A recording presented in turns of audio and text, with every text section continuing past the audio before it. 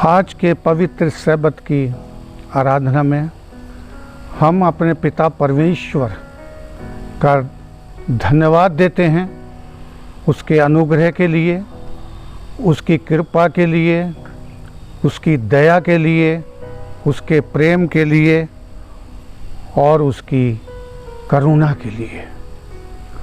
आइए हम इससे पहले कि आज प्रभु के वचन में आएंगे, हम प्रार्थना करेंगे।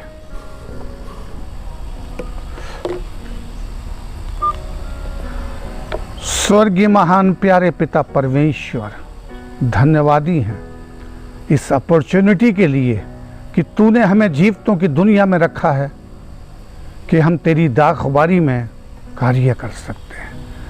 आज प्रभु तेरा सेवक जो संदेश देने के लिए जा रहा है, होने दे कि तेरा पवित्र आत्मा उसकी अगुवाई करे। पिता परमेश्वर, सुनने वालों को भी बरकत दे। ये प्रार्थना तेरे पुत्र प्रभु यीशु के नाम से मांगते हैं, आमीन। परमेश्वर का शुक्रिया अदा करते हुए और रुड़की एडवेंटिस्ट कॉलेज चर्च के मेंबर्स, रिटायरीज और वर्कर्स, एडमिनिस्ट्रेटर, सब की तरफ से आप सब सुनने वालों को बहुत सारी शुभकामनाएं प्रभु के नाम से कबूल हों। समय है ये प्रभु के वचनों में आने के लिए, और ये भी एक समय का इत्तेफाक है कि जो आराधना चल रही है उसमें हम आपको देख तो नहीं सकते कि कौन कौन सुन रहे हैं। आप हमें देख सकते हैं, लेकिन हम दिल से ये जान सकते हैं और इस समय अपनी आँखों से उन सुनने वालों को भी हम उनके चेहरे भी देख सकते हैं, क्योंकि जो हमारी व्हाट्सएप पे लगे हुए हैं उनके चेहरे हमें दिखाई दे रहे हैं। प्रभु का धन्यवाद करते हैं। आज का विषय है समय को देखते हुए वर्षा ऋतु के ऊपर बात करने का। इस समय हम प्रभु का वचन खोलेंगे और निकालेंगे व्यवस्था विवरण 11 अध्याय और उसकी 13वीं आयत। और यदि तुम मेरी आज्ञाओं को जो आज मैं तुम्हें सुनाता हूँ ध्यान से सुनकर अपने संपूर्ण मन, सारे प्राण के साथ और अपने यहोवा से प्रेम रखो और उसकी सेवा करते रहो, तो मैं तुम्हारे देश में बरसात के आदि और अंत समों की वर्षा को अपने अपने समय पर बरसाऊंगा। ये संदेश, ये वचन जो इस समय आप लोगों के सामने पढ़ा गया है, ये करीबन 3500 साल पहले मूसा नबी के द्वारा लिखा गया है। यदि तुम मेरी आज्ञाओं को जो मैं आज तुम्हें सुनाता हूँ तुम उसे ध्यान से सुनो, मेरी सेवा करो, तन मन धन से अपने प्रभु परमेश्वर को प्यार करो, समय से आदि और अंत की वर्षा। आज का विषय जो है वो आदि और अंत की वर्षा से ही संबंधित है। ये परमेश्वर का वायदा था मनुष्य जाति के लिए कि मैं समय पर बीज बोते समय जो आदि वर्षा कहलाती है और कटनी के समय तुम्हें वर्षा प्रदान करता रहूँगा। क्योंकि जो प्रथम वर्षा होती है वो फसल को बोने के लिए, अनाज को बोने के लिए उसकी ज़रूरत होती है, और उससे ज़्यादा ज़रूरत होती है जब कटनी के समय से कुछ समय पहले, ताकि वो दाना और अच्छा पके। आत्मिक रूप से भी अगर हम इस चीज को देखना मांगे कि we need the spiritual rain also. Bible also talk about two rains, the early rain and latter rain. और आज का जो मेरा विषय है वो अंतिम वर्षा के लिए, लेटर रेन के लिए, क्योंकि we are living in the last days. परमेश्वर जो हमें प्यार करता है, हम उसकी संतान हैं, और उसने समय समय पर हमें ये संदेश दिए हैं जिससे कि हम इन टाइम ऑफ ट्रबल, कठिन दौर में, समस्याओं के दौर में, समस्याओं में हम निराश न हो, परंतु परमेश्वर के वचनों पर हम लोग जो हैं आशा रखें। परमेश्वर का वचन यहाँ पर बताता है कि यदि तुम मेरी आज्ञाओं को, जिन्हें मैं आज सुनाता हूँ, ध्यान से सुनो। प्रभु यीशु मसीह ने भी लूका की इंजील 10वें अध्याय की 27वीं आयत में जब उसके चेले और व्यवस्थापक पूछ रहे थे कि हे प्रभु, सबसे बड़ी आज्ञा कौन सी है, प्रभु यीशु मसीह ने कहा, तू अपने परमेश्वर को, अपने सृष्टिकर्ता, अपने ईश्वर को सारे तन मन धन से प्यार कर, और इसी तरह से तू अपने पड़ोसी को भी प्रेम कर। सबसे बड़ी आज्ञा प्रभु यीशु मसीह ने ये मनुष्य जाति को दी है। आइए इस समय हम देखते हैं, जब हम रेन के बारे में आ रहे हैं, होशे की किताब निकालेंगे और उसका 6ठा अध्याय, होशे की किताब और 6ठा अध्याय। जबकि इस समय हम चर्चा में हैं बात करने के लिए अंतिम वर्षा और पहली वर्षा के लिए, होशे की किताब और उसका 6ठा अध्याय 3री आयत, आओ हम ज्ञान ढूंढें, वरन यहोवा का ज्ञान प्राप्त करने के लिए यत्न भी करें, क्योंकि परमेश्वर का प्रकट होना भोर का सा निश्चित है। वो वर्षा के समान हमारे ऊपर आएगा, वरन बरसात के अंत की वर्षा के समान, जिससे भूमि सींची जाती है। ये भविष्यवाणी होशे नबी के द्वारा प्रभु यीशु मसीह के आने से करीब 500 ईयर्स बिफोर ये भविष्यवाणी की गई है समय के लिए, आज के मनुष्यों के लिए, कि आओ हम ज्ञान ढूंढें। ऐसे संकट के समय, ऐसी समस्याओं के समय, चौतरफा समस्याएं हैं, पारिवारिक, आर्थिक, राजनीतिक, सभी तरह की तंगी आज मानव झेल रहा है।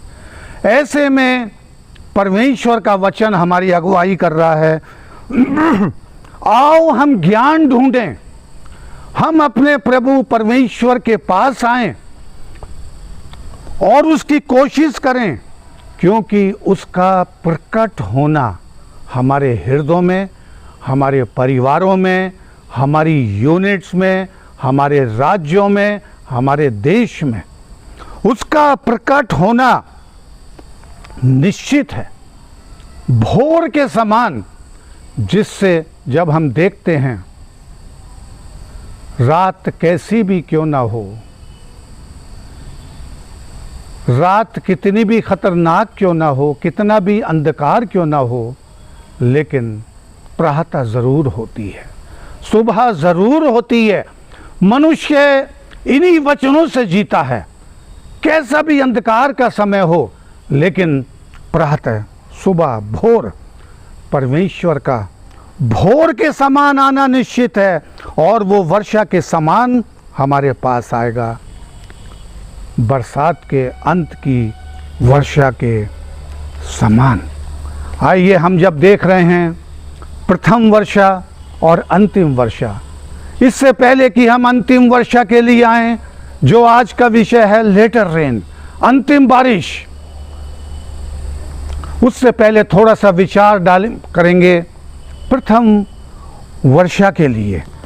हम देखते हैं जब प्रभु यीशु मसीह ने 3.5 साल तक जो है प्रचार किया, 3.5 साल की सेविकाई के बाद सलीबी मौत से ही गाड़े गए, जी उठे और करीब 40 दिन तक अपने शागिर्दों के साथ रहे। आइए यहाँ पर देखते हैं कि प्रेरितों की काम की किताब बुक ऑफ एक्ट्स और पहले अध्याय में यहाँ पर इस तरह से वर्णन पाया जाता है, जो प्रभु यीशु मसीह जब 40 दिन तक अपने चेलों के साथ रहे और उनसे मिलकर उन्हें आज्ञा दी, यरूशलेम को ना छोड़ो परंतु पिता की उस प्रतिज्ञा पूरे होने की बाट जोते रहो। प्रतिज्ञा जो भविष्यवक्ताओं के द्वारा बोली गई है, उसकी बाट जोते रहो। प्रभु यीशु मसीह ने उनसे कहा, परंतु जब पवित्र आत्मा तुम पर आएगा तो तुम सामर्थ्य पाओगे। ये प्रभु की सेविकाई उनके साथ उन 40 दिनों में चल रही थी। और हम देखते हैं कि उसके बाद 40वें दिन, पेंतकोस्त के दिन, आत्मा का उतरना, और वहाँ पर करीब 120 लोग प्रार्थना में लगे हुए थे और वो आत्मा से परिपूर्ण हो गए। जगह जगह से वो लोग आए हुए थे, एक दूसरे राज्य से भी थे, एक दूसरे कंट्री से भी थे। उन्होंने आत्मा पाया। This is called the first rain. Bible के अनुसार जो है ये पहली, इसलिए प्रभु यीशु मसीह ने कहा कि पिता की उस प्रतिज्ञा को, देखिए योएल नबी कितनी अच्छी तरह से वर्णन करता है।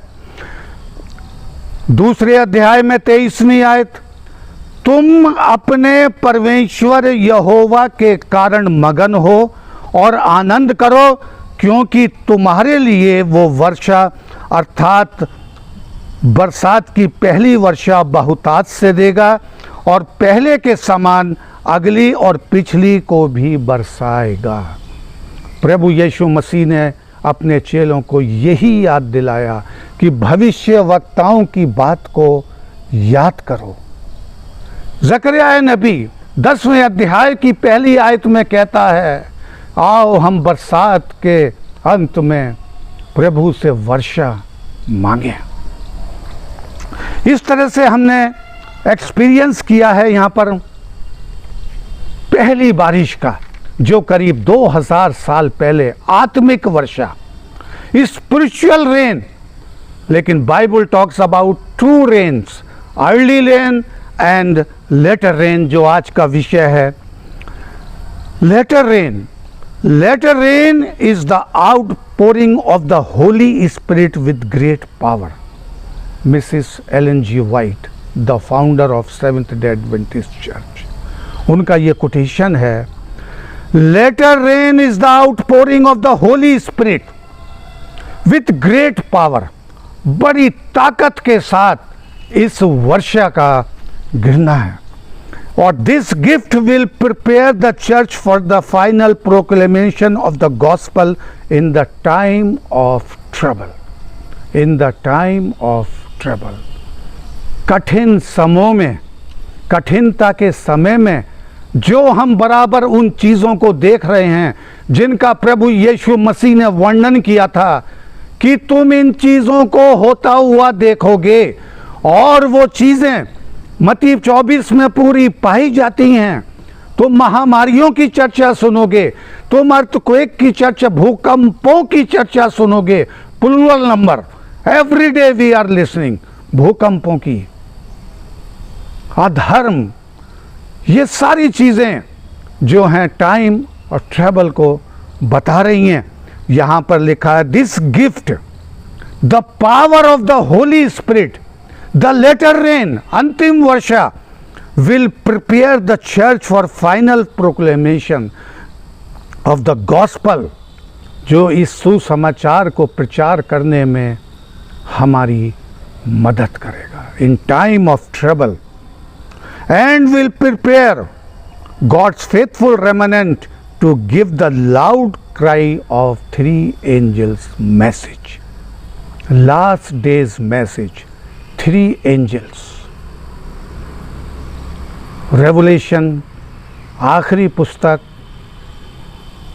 जो पूरी भविष्यवाणियों से है, पूरे 22 अध्याय, जो प्रभु यीशु मसीह ने यूहन्ना को बताया कि उन बातों को लिख जिनका शीघ्र होना आवश्यक है।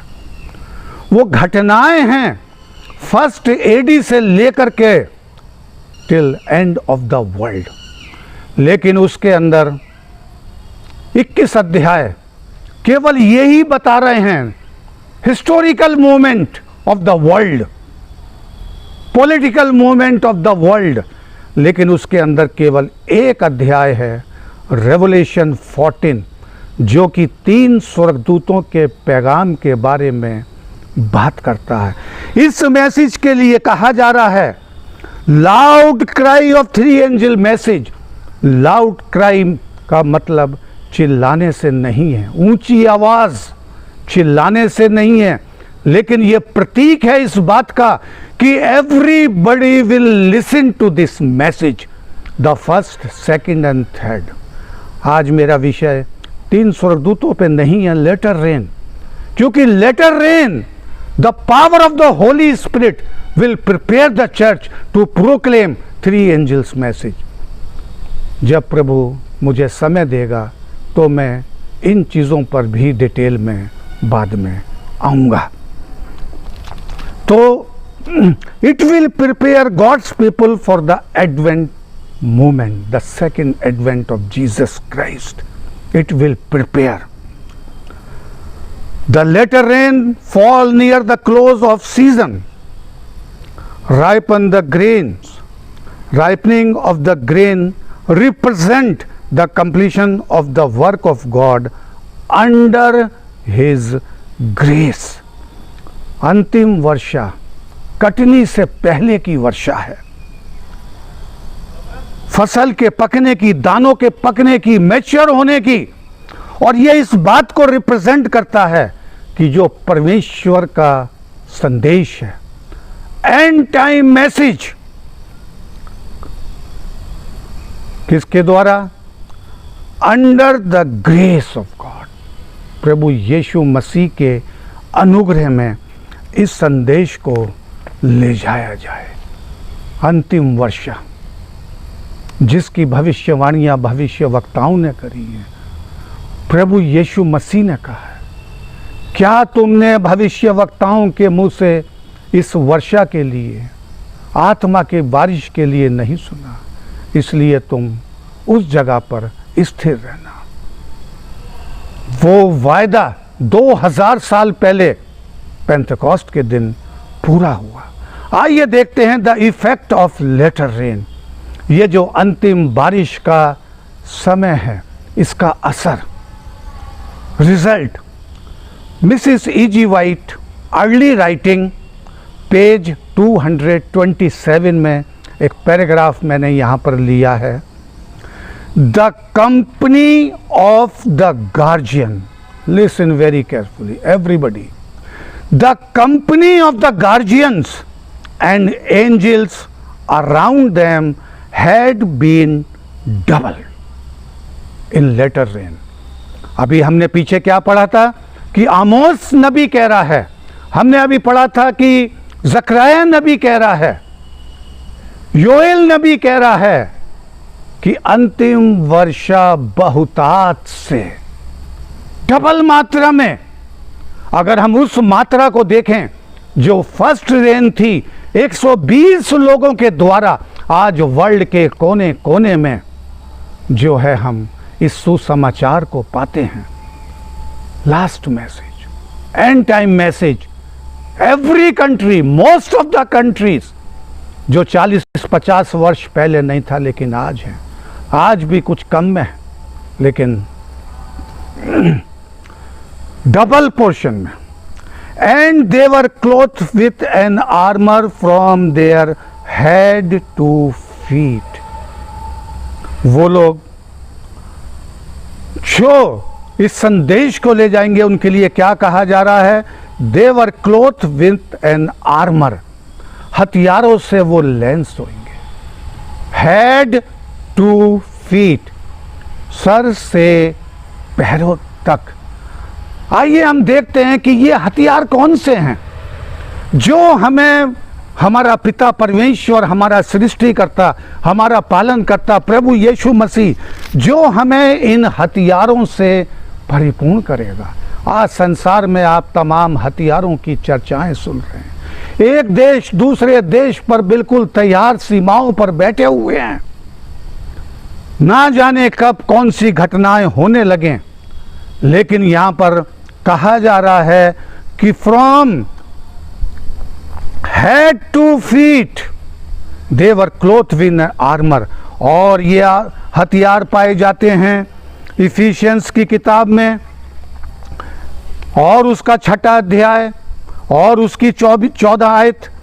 इसलिए सत्य से अपनी कमर कसकर और धार्मिकता की झिलम पहनकर, सत्य, सच्चे वचन, ट्रुथ, धार्मिकता की झिलम पहन करके, प्रभु यीशु मसीह की धार्मिकता झिलम, और पांवों में मेल के सुसमाचार की तैयारी के जूते पहनकर, और इन सब के साथ विश्वास की ढाल लेकर स्थिर रहो। विश्वास, faith, trust upon the God. जो प्रभु कहता है इन समस्याओं के दौर में मुझ पर भरोसा करो, मैं तुम्हें संभालूंगा।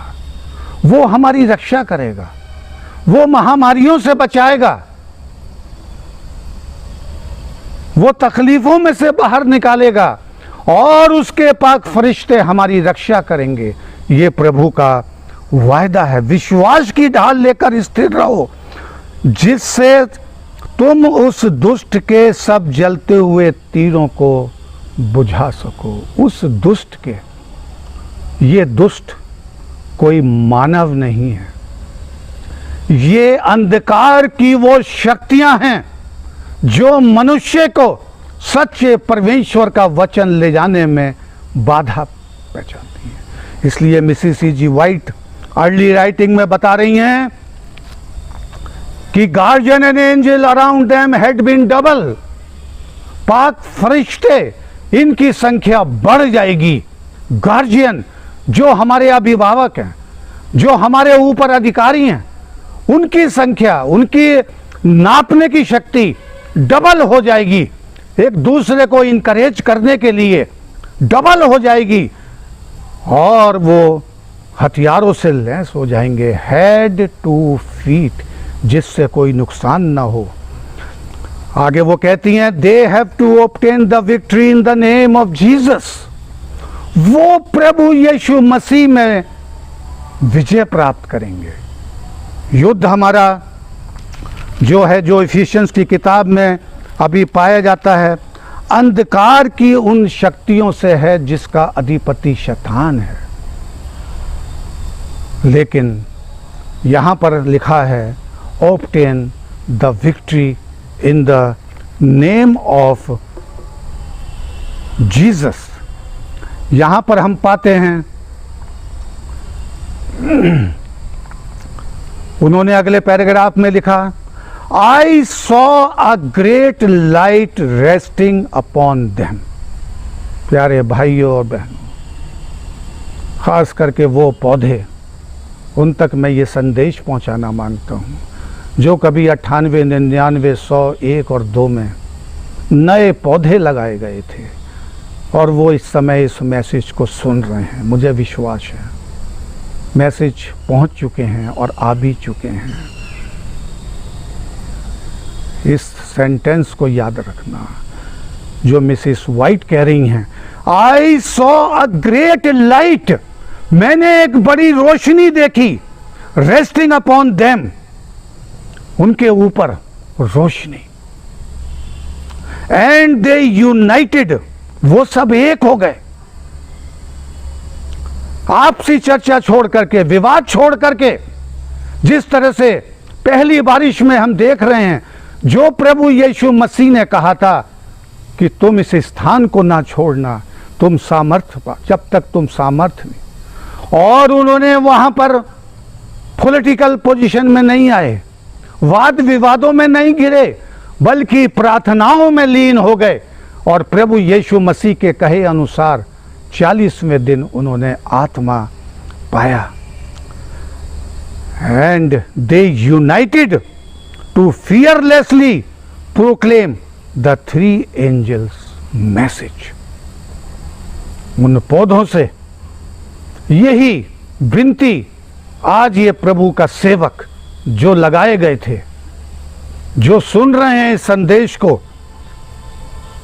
प्रभु यीशु की शक्ति में, उसके आत्मा में, उसकी सामर्थ्य में ये संदेश, टेल द ट्रूथ।